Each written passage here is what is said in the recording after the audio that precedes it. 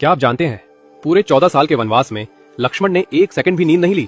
और इससे भी बड़ी बात, उनकी नींद को पूरा करने के लिए कोई और 14 साल तक लगातार सोता रहा। कौन था वो? आप हैरान रह जाएंगे। वनवास की पहली रात थी।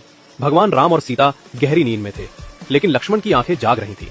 उन्हें लगा, यदि मैं सो जाऊं तो जंगल के खतरे मेरे भैया और भाभी को नुकसान पहुंचा सकते हैं। इसी समय निशाचर देवी निद्रा अवतरित हुई। उन्होंने कहा, लक्ष्मण, 14 वर्षों तक जागना किसी मानव के बस की बात नहीं।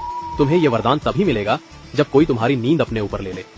लक्ष्मण ने पूछा, कौन करेगा यह बलिदान?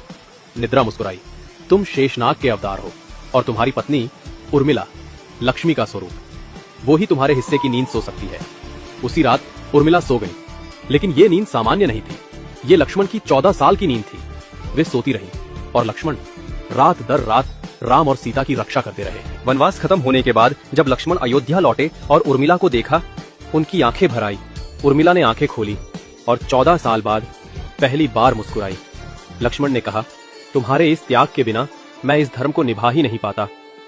लोग राम सीता के प्रेम को याद रखते हैं, लेकिन बहुत कम लोग जानते हैं कि अयोध्या की सबसे महान प्रेम कहानी लक्ष्मण और उर्मिला की है, जहां एक ने 14 साल तक नींद त्याग दी और दूसरी ने 14 साल सिर्फ अपने पति के धर्म का साथ देने के लिए सोती रहीं। ये कहानी हमें सिखाती है, सच्चा त्याग बिना शोर के किया जाता है। जय श्री राम।